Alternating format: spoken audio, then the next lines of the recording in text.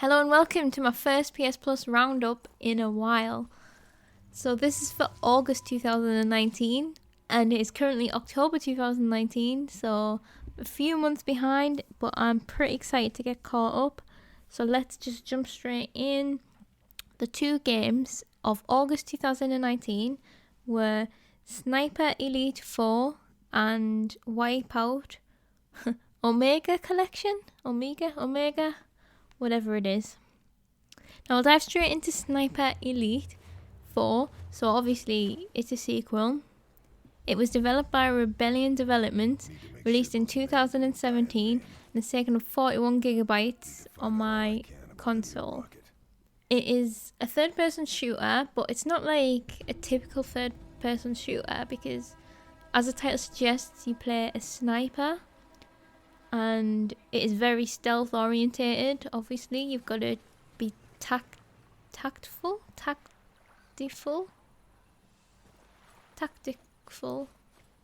What the frig is the word? You gotta have strategy. Okay. Think tactics. So I thought this was a very good game. I thought it was very good. It was way better than I expected it was going to be. It was the only reason I'm not raving how good it was is because it's not my kind of game. I found it very, very stressful, but I can't deny as a game I think it was very good. I just expected it to be, I don't even know what I thought, but just shallow and just aiming at people and shooting from perches, but it's a lot more than that. It's if you watch my video you'll have seen, but basically even the opening level, first of all it teaches you some of the mechanics. You can melee kill, you can kill by shooting objects in the environment. You don't just have to shoot the guy, and you've got to decide, is it worth the risk shooting certain people at certain times. There are things that muffle the sound, so you've got to choose your timing well. If they notice that you've shot, they're going to come looking for you, so you've got to plan out in advance. Are you going to make a distraction? Are you going to use a suppressor? There is so much to think about, and I bet there's a lot of ways that you can complete the missions. But as far as the missions go, basically, obviously I only got onto the first one. I never even passed the first one because it was that big. And basically you're part of this small, I'm saying small, this big map, or a small, I was going to say small open world map, but that's wrong. It's like a medium sized map. And there are different objectives on the map for things that you need to do. So the one that I was playing, there was 4 Nazi officers that you had to kill. Oh, because it's set Second World War time, I guess. I think that's when the Nazis were, wasn't it? Oh God, I don't know much about history. That's terrible. So there were 4 officers that you had to kill, and there were 3 cameras that you had to destroy, and I think there were a couple of other objectives as well. And all of that is bearing in mind that that's not all there is on the map. There are plenty of soldiers patrolling and stuff like this, and plenty of dangers. There's plenty of environments, or there's shrubs that you can crawl in. There's towers that you can hide up to get a good view, stuff like this. There's a few different difficulties, and the easiest difficulty switched off ballistics, which confused me, but now when I think about it, when I was playing you had to decide what range the bullet was going to, but it was never really explained. But I think I kind of got a feel of it. But I think in easy mode that's turned off, but I think in hard mode it's made even more detailed or something. I'm not quite sure. It is pretty much like Sniper Simulator. There's other objects as well, like grenades, and that's kind of all I really got. Health kits, trip mines, stuff like this. So if you are quite a strategic thinker, I think it's a very good game for you, because you can take your time, you can study the map, you can see what the people are doing, you can plan your moves, and then you can execute it, and If it all goes well, good. If not, then you could be able to still save yourself. You just got to be smart about it. Obviously, for me, I spent most of my time in the original tower trying to pick off as many people as I could. But it got to a point where I had to abandon it because I couldn't see any more people. But it turned out there was a lot more people still on the map, and everything went tits up for me, which is fine because I'm not a sniper. And I think if that does happen, you can learn from it. And to be honest, I don't know what happens when you die, if you just go straight back to the beginning or what, I'm not sure. But like, there's objects for you to collect in the levels. There's basically there's just so much to do.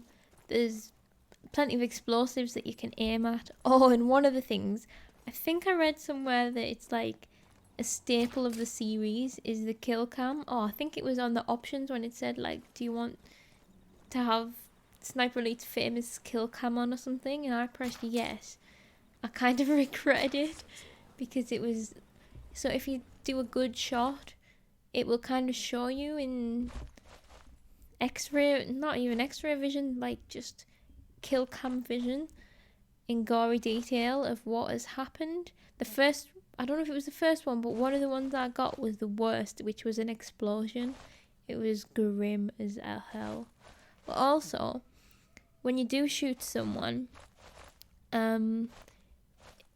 it's very detailed about what you do. So you might shoot them and it might not kill them, which is fine. Well, it's not fine, but you know, it happens. Or you might shoot them in a certain organ or in a certain body part, and it like tells you what you've done. And I think you score off that. Can't tell you that for certain, but I got a few heart shots, which was cool. I actually did manage to kill one of the officers, and I got one hell of a testicle shot on him, so that's, I mean, he deserved it, right? Shouldn't be a Nazi. So the overall point of this mission was you have these submissions that you can tick off as you go. If you bring up your map screen, it shows you everything that you've got to do. And then overall, the end of this mission was to kill like the guy in charge, Officer Schmidt, I think he was called. And I guess after that would take you out of that mission and into a whole new map with new objectives. I don't know how many they are or anything like that, but honestly, I just really highly recommend it. So there's some cool gameplay features that I want to bring up that I thought made it very unique compared to other shooters. So one thing that you could do, you could bring up your binoculars, which is a fairly common thing in some games. Like, there's always binoculars, but they're never really useful, I've found. So these binoculars are different though. Like, first of all, they've got absolutely class zoom. Like, they zoom in further than your sniper rifle does. So what you can do is you can tag things. You can use R2 or something and tag items or even soldiers and stuff like this. And once you've tagged them, they are now on your radar and they have a tag over their head and you can see where they are. So if you're just scanning the area with your eyes and you think, okay, I know where everyone is, but then if you've missed one dude and he's not tagged, like, that's a bit of a scary thought. So you've got to thoroughly, scan your environment and find out all your options. Yeah, you can also tag like explosives and things like this, so that as you move around, everything will still be highlighted and you can, know exactly where you need to shoot or where you need to go to be able to shoot it, which I thought was a really cool feature. One of the other things that stood out nicely to me was the sound design. I thought most of it sounded really nice. I don't know why, just the walking around and the guns and stuff. I just thought it sounded really good until it came to picking up objects. And as you were picking up objects, it was like using some sort of gun sound. And so every time I would accidentally pick up an object, I would shit myself because I thought that I was getting shot at or something. But I think that's something you'd get used to. But other than that, I thought the rest of the sound was really nice. I don't know if I'm just starting to notice this more not lately, but since starting this series, because of wearing headphones. And I think things do sound differently on headphones, don't they, compared to when you're watching on your TV or playing on your TV. So I do think headphones are very nice, but also depending on the game, they are very immersive, but sometimes they can be too immersive for someone like me anyway. So sound design was good. I thought the game looked so nice as well. It was like beautiful. I don't know if it was just the environment we were in, but I just thought like the whole thing, I was just impressed. I don't know why, but in my head I was imagining some kind of PS2 game. Probably because I've never heard of the series before. So I was surprised just how nice it looked. And I did think it was entertaining, just I'm not entertaining playing it because I get too stressed. It is the type of game that I would like to watch someone skilled play. And I just highly recommend, if you like anything stealth or anything shootery or tactical, I do actually recommend playing it, because I think I've only seen the first level, but if it keeps that standard up and keeps improving as the game goes on, which you would assume it should, then I would say that it's like outstanding in those genres. It's very nicely made. Before I move on to the next game, I just would like to apologise if you can hear a lot of background noise. One, it is my pets, and two, there is a Halloween party going on right outside my house, and I keep hearing kids screaming and crying and shouting, so I think I can hear it on my headphones. So if you can hear it, I do apologise for that. So next up is Wipeout Omega Collection. Notice how I said Omega and Omega in one word just then, just to try and settle this argument in my mind. So this game was developed by how many? 1, 2, 3, 4 different developers: GBS, XDev, Clever Beans, and EPOS Game Studios. It is 30.28 gigabytes on my PlayStation, and the best part about it, not that I've tried it yet still, but it is also compatible with PSVR. I feel like I should have done a bit more research into this game before doing this video, because I never tried the VR version. I don't know if it is the whole game in VR. I assume it would be, or if it's just certain sections. But the game it's described as a futuristic racing video game, which is how I would describe it as well. And it was released in 2017. So you can play it flat, you don't have to play it VR. And flat is how I played it on my video, if anyone watched. I don't know what I kind of make of it, because it could be because I don't really find racing games that fun, that I'm not like, oh, it's amazing, you must play it, because... Was that my door? I think I've got Halloween at the door. 1 sec. It was Halloweeners. Oh my god, I think it was the whole Halloween party just came to my door, but I missed them. Why did I choose to record this at this time? I don't even remember what I was saying. I think I was saying that I'm not a racing fan, so I find it very hard to judge whether it's a good racing game or not. You can play it in third person, you can play it in first person, it's totally up to you. It is like an anti-gravity type thing, but I don't feel like the anti-gravity plays a huge part in it, because you're still on a track. It just twists a bit sometimes and goes a bit up, and you jump a few times, but you do that in a lot of normal racing games anyway. But what I found the most enjoyable about it, and I mentioned it a few times as I was playing, is that it's kind of like an extreme, I was going to say more realistic, but that's not.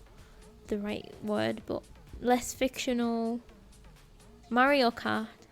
So basically, as you are racing, the first race is just normal, and then there starts to become weapons, and you can unlock different cars as in normal racing games, but some of them are more speedier, some of them are more tankier, and durable, and it all becomes more important later on because you are not just racing but half fighting as well. Like sometimes in a racing game, if you get to the front and keep going, all you need to do is not crash and you've won.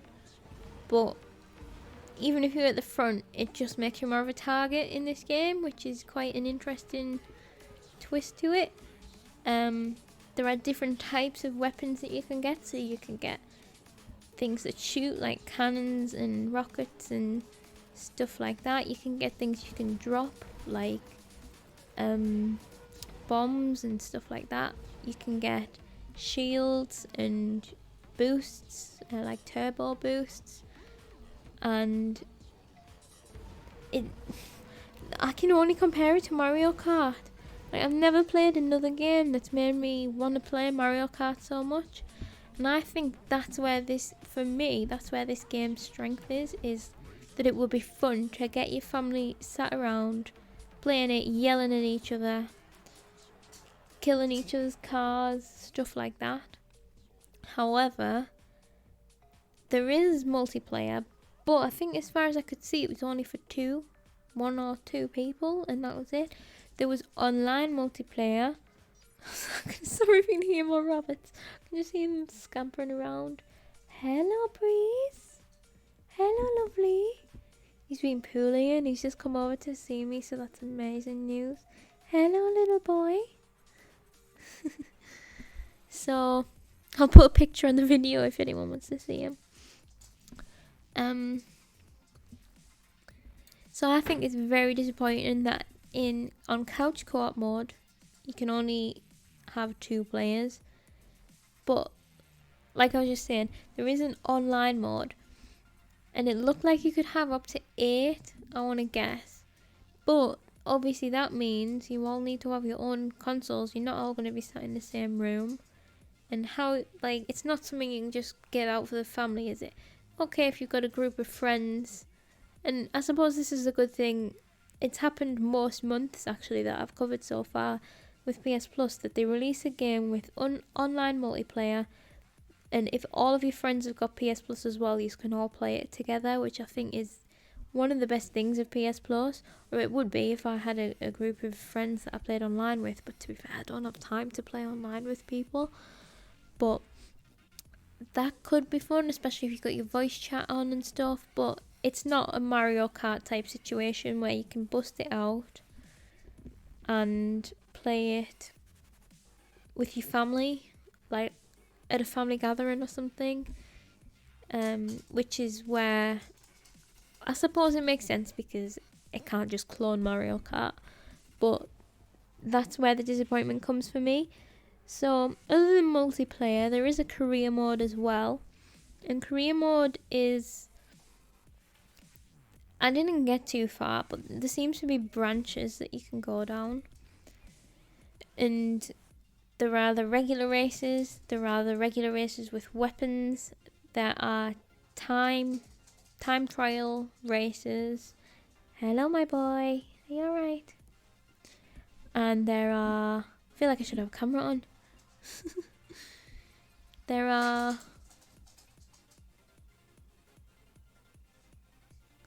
another type, and I can't remember what it was. I didn't play it though, so maybe it wasn't another type. So obviously there are goals for each of those races. A lot of them that I was reading were saying top 5 to pass, or come first to kind of win, obviously. And then you need to build up your points to unlock the new races, which is pretty standard. Like I say, I didn't get too far, but it's pretty cool that you can, if you're stuck on one branch, you can go down another branch, try and get a better score, try and unlock some new cars, I guess, things like that. To be fair, I don't really know what what it is that unlocks the new cars, if it's a specific milestone, as in a score, or if it's a race. I don't actually know how you unlock. And I'm calling them cars. Are they cars? Are they ships? I'm not quite sure. But there is all different, you know, brands. They've fully created their own fictional racing thing. So it's not just an empty game. I do feel like it's quite hard. Well, this might just be me again. I found it quite hard to control. I did. It's not like your standard controls, where it's R2 to go forward and R2 to accelerate and L2 to brake. It is actually X to accelerate, and R2 and L2 turn your vehicle like a bit more sharply, so they help you drift around corners and stuff like that. So my fingers were still not getting used to the fact that you have to hold X the whole time. I don't know why, but I just find it more comfortable to hold the triggers the whole time, because it's not your thumb, is it? It's one of your other fingers. However, the turns were quite intuitive. It was nice to be able to, if you needed a bump that way, just push the trigger and you get a little bump. So that was alright. It was different, which is good in my opinion, because otherwise they all end up the same. But I would like to try it in VR. As much as I'm not going to play the flat version again, I'm just not that interested. I am going to try the VR version because I think it'll be crazy, wacky. I think I might fall over. I don't know. Like, I think it's one of them things where even in flat, it can kind of make you go whoa a little bit, especially in like the first person. I did do a part of a race in first person, and I could not control it at all. So in VR, like, we will see. I'll give it a go, and then I guess it could be one of them games that's good to get your friends to try as well. You know, when your friends come round and try VR for the first time, maybe. But I'm saying that without having tried it, so now I'm just making assumptions. So I can't really think of any more to say about Wipeout. Oh, there was one other thing. So when you boot up the game, there are like 3 options you can choose from, and at the time I didn't realise. Like, one of them was like 2048, I think. One of them was HD, and then one of them was something else.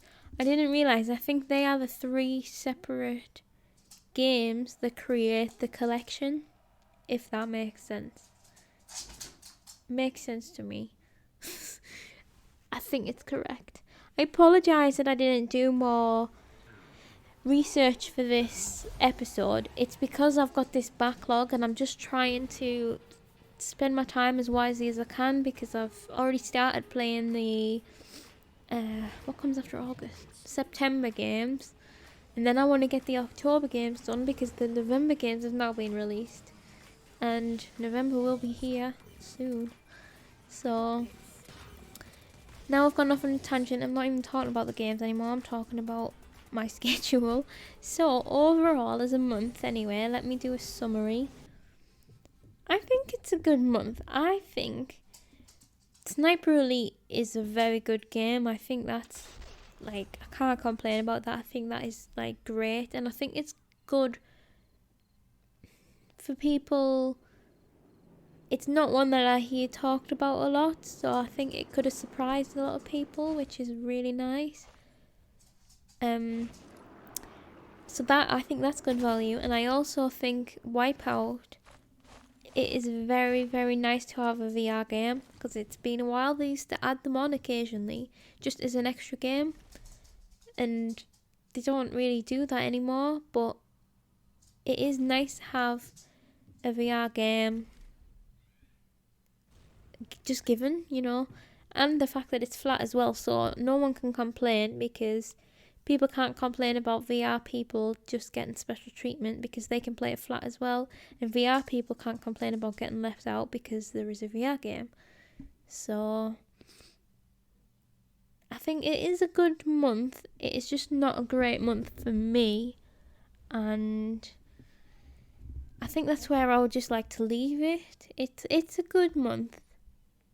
Not a great month though. I've had better months with smaller games, if that makes any sense. But that is just subjective. Objective? Subjective? Like, it depends on the person. That's what I'm trying to say. So, I hope you enjoyed listening to this. This is available obviously as a video on my channel and also as a podcast. I'm going to keep going with the podcast because I really like listening to them. Like, not mine, obviously, but I do a lot of commuting and podcasts like help me live through that. So I think podcasting is a very I really like it. It's a good medium and I would like to keep going with it, and it's not trouble for me to do it. So if anyone listens by podcast, I would love to get any feedback, whether it's as a comment on anything. You can find us on Instagram or on Twitter and on Facebook actually as well. I made a Facebook page too. So I'm on all the socials. So particularly if you get to the end of this and listen to it as a podcast, I would love some feedback if you wouldn't mind, how you found it and stuff like that. So thanks so much for listening slash watching, and I'll catch you next month. Well, hopefully next week. We'll see how quickly I can get these out for September of 2019. The games of which are Darksiders 3 and Batman Arkham Knight, which I'm pretty excited to try. I've tried Darksiders, but I haven't tried Batman yet, so I will see you then. Thanks for listening. Bye now.